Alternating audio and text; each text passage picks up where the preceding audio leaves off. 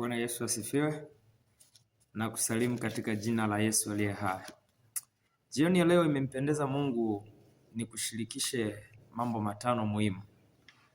Haya mambo yanaweza kukusaidia kwenye wokovu ulionao.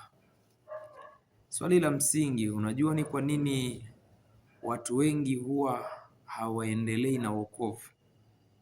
Na ni kwa nini huwa baadhi ya watu wanashindwa kuendelea na imani?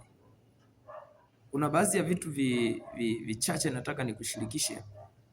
Kuna mambo matano nataka nikushirikishe jioni ya leo. Haya mambo matano ukiyachukua ukayafanyia kazi utaona matokeo. Haya mambo matano ni mambo ambayo shetani anatumia kumrudisha mtu nyuma au kupigana naye kwenye imani yake. Jambo la kwanza, shetani anachoshindana na wewe ni juu ya imani yako. Anachopigana na wewe au kushindana na wewe ni kuifanya imani yako kuwa dhaifu,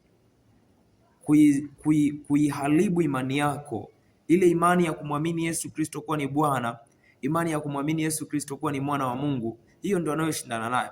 Unaposoma kile kitabu cha Luka sura 22 mstari wa 31 mpaka 32, unaona Yesu anamwambia Simoni, shetani alitaka kuwajaribu, shetani alitaka kuwapepeta kama ngano.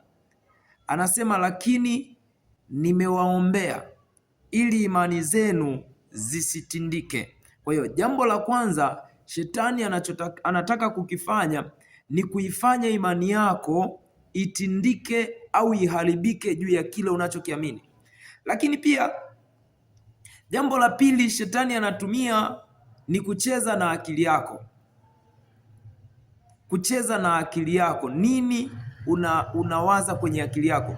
Kitabu kile cha Wakorinto sura ya 4 na ule mstari wa 4, shetani anapofusha fikra na kupanda kitu kisicho halisi kwenye ufahamu wako.